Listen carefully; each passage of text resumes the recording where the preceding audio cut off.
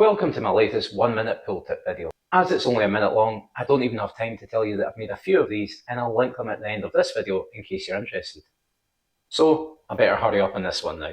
You've probably come across a shot like this many times before where you can't just quite see enough of the ball to pot it. If you hit as much as you can see, then we miss it. What we need to do is put a small amount of side on the cue ball. As I'm looking at the cue ball, I need to hit more of the right hand side.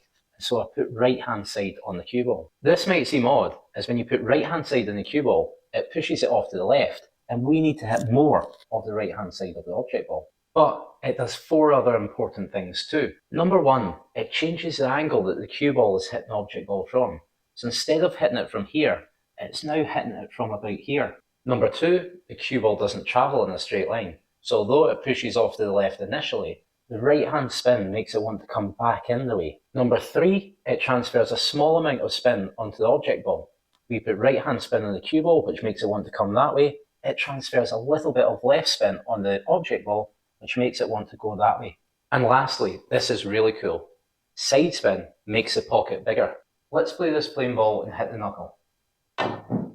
As you can see, we missed. Let's now hit it at the exact same place, but with side spin, and this time we should pot it. So side spin actually makes a lot of pots easier, and now we should be able to pot this one. Hopefully I've left myself enough time to ask you to like this video.